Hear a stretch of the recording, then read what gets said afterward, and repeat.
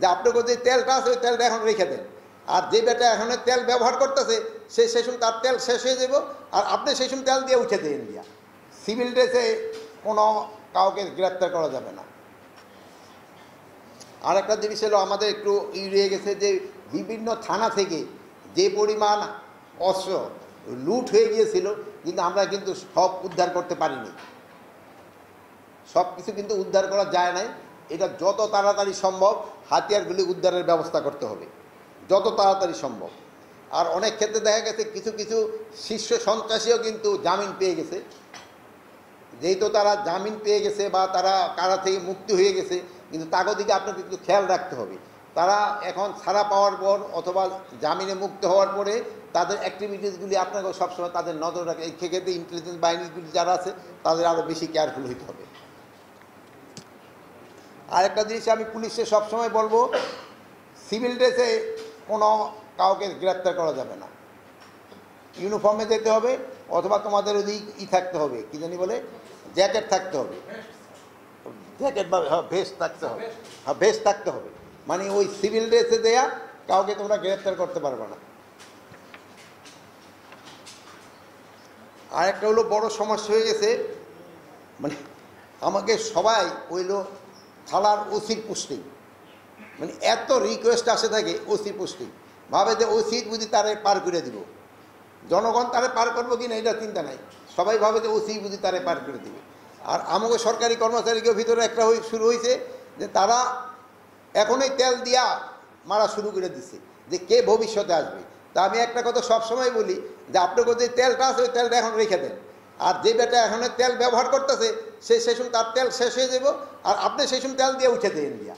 আর এখন তো আমাদের তো কোনো তেলের দরকার নেই, আপনার যে সময় তেলের দরকার হবে তেল এখন রেখে দেন, ওই সময় তেল দিয়া কারে দিয়া কোথায় উঠতে হবে উঠে দেন। কিন্তু আপনাকে এখনই দেখি তেল মারা শুরু হয়ে গেছে। এখনই দেখি যে কোনো নেতা যদি আসে আমাকে অফিসে, আমাদের একজন এডিশনাল সেক্রেটারি, একজন জয়েন্ট সেক্রেটারি, নাহলে একজন ডেপুটি সেক্রেটারি তার পাশে হাঁটা এখনই শুরু করে দিছে। বাট এটা this is a very bad side. যদি আপনাকে লেভেলে হয় না, এটা উপরের লেভেলে খুব বেশি হচ্ছে। এদিকে ক্ষেত্রে আপনাদের ক্ষেত্রে যেহেতু আমার এখানে দুইজন সচিব মহোদয় আছে, এই জন্য ওনাকে সামনে বললাম, ওনারা যেন অন্য অফিসারদের একটু কেয়ার মানে এই জিনিসগুলি বলে। এগুলিতে আমরা অনেক সময় একটা অস্বস্তিকর পরিস্থিতি বলি যে সব সমস্যার সমাধান তো এক একটা মন্ত্রণালয় এখন অনেক ওয়াটার রিসোর্সের যদি কোনো সমস্যা থাকে এটা তো আমার পক্ষে সমাধান করা সম্ভব নয়, দেখা যায় ওইটা নিয়েও আইসা আমাদের এখানে এসে হাজির হয়। এই জন্য যে তেল, যদিও তেল সবারই দরকার, তেল ছাড়া অবশ্য কারোই চলে না, বাট ওই পরিমাণ মতো দিয়ে, আর আপনারা এখন এত বেশি দিয়ে ফেলছেন, নিজেরটা শেষই কিনে ফেলতেছে। এই তেলবাজির একটু যত তাড়াতাড়ি সম্ভব আপনারা বন্ধ করবেন। ও আচ্ছা, আরেকটা হলো মাদক। দেশের সবচেয়ে বড় সমস্যা হচ্ছে মাদক, সবচেয়ে বড় সমস্যা হলো মাদক। এটার ক্ষেত্রে আপনারা ওই এখন বলতেছেন যে ডিভিশনাল হেডকোয়ার্টারে আপনাকে ওই কী বলে সেন্টার করার জন্য, কি বলে ওই মাদক খেয়ে যে কী হয় জানি, হ্যাঁ নিরাময় কেন্দ্র। আমি তো নিরাময় কেন্দ্র করতে যাবো না, আমরা যেন মাদক না খাই এটার ব্যবস্থা করতে হবে। আপনারা দেখা যায় যে 15,000 ফেন্সিডিল সাইডে দিয়া ওই 500 ফেন্সিডিল দিয়া জমা দিয়া ব্যবস্থা করে দেন, এইগুলি যেন না হয়। তো কিন্তু চাকরি থাকবো না, চাকরি কিন্তু সাথে সাথে চলে যাবে। শুধু আমি বলছি যে এই ক্ষেত্রে এই ব্যাপার না, আপনি আপনার ক্ষেত্রে ক্রিমিনাল কেস দেওয়া হবে। যেহেতু ডিপার্টমেন্টাল যে অ্যাকশন, এটা একটা এই 2 সচিব মহোদয় আছে, ডিপার্টমেন্টাল অ্যাকশনের একটা ফান্ড, ওনারা এখানে ডিপার্টমেন্টাল অ্যাকশন অনেক দিন, এই 3 বছর পর 4 বছর পর্যন্ত যাওয়ার পরে ওনারা বলবে একটা লঘুদণ্ড দেওয়া হোক। লঘুদণ্ডতে কী পানিশমেন্ট এটা আমি বুঝিও না নিজে। আর যদি গুরুদণ্ড হলেও হ্যাঁ প্রমোশন পেয়ে যাবে। আর একটা জিনিস হলো সবচেয়ে ভালো, ওনাকে ওই ডিপার্টমেন্টাল অ্যাকশন নিতে নিতে রিটায়ারমেন্ট নিয়ে সে পেনশন নিয়ে মোটামুটি বাড়ি চলে যায়। এই জন্য আমরা বলছি যে এই সব কাজে যারা জড়িত হবে তাদের ক্ষেত্রে ক্রিমিনাল অ্যাকশন নেওয়া হবে। আগে পুলিশের একটা বড় বাণিজ্য ছিল ভর্তি বাণিজ্য, আর একটা ছিল এই পোস্টিং বাণিজ্য। ভর্তি বাণিজ্যটা মোটামুটি আমার মনে হয় আমরা একটা কন্ট্রোলে নিয়ে আসছি। কোনো একটা এসপিও বলতে পারবে না যে এত পুলিশ নিয়ে হয়েছে যে স্বরাষ্ট্র উপদেষ্টা কারো একটার জন্য রিকোয়েস্ট করছে, একটা এক্সাম্পল দিতে পারবে না যে আমি কারোর জন্য একটা রিকোয়েস্ট করছি যে অমুকের জন্য একটাই দাও, ওরে ভর্তি করো। একজনও না, এই আমাদের এই বাহিনীর যারা আছে একজনও বলতে পারবে না। কিন্তু আগে তো ওই পকেটে থেকে লিস্ট ধরাই দিত, এই নিয়ে নিতে হবে। এই একটা থেকে বাঁচে, আর একটা পোস্টিং বাণিজ্য থেকে এরা কিন্তু বাঁচছে।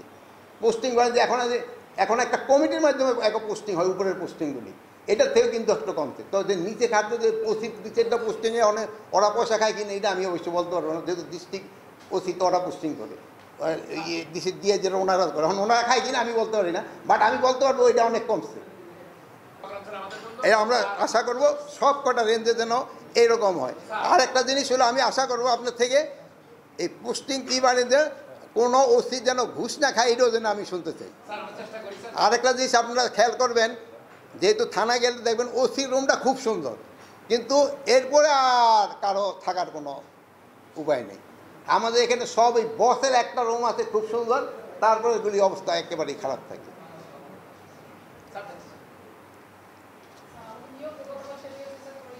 আচ্ছা, আরেকটা জিনিস হলো আমাদেরও সমস্যা আছে। আমরা দায়িত্ব নেওয়ার পর আমাদের বন্ধু বান্ধব আত্মীয় স্বজনের সংখ্যা কিন্তু বেড়ে গেছে। যে নিয়ে আমার আত্মীয় হয়তো কোনো দিন দেখি না, সে হন আমার আত্মীয় হয়ে গেছে, বন্ধু বান্ধবের সংখ্যাও কিন্তু বেড়ে গেছে।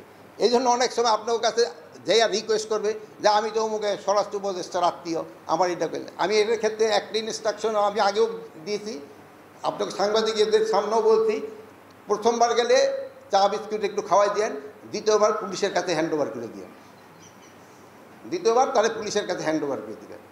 যদি কোনো কিছু কারো দরকার হয় আমি নিজে রিং দিব। তো আমার আর কোনো পয়েন্ট নেই, যদি আপনাদের কারো কোনো পয়েন্ট থাকে কে জানি।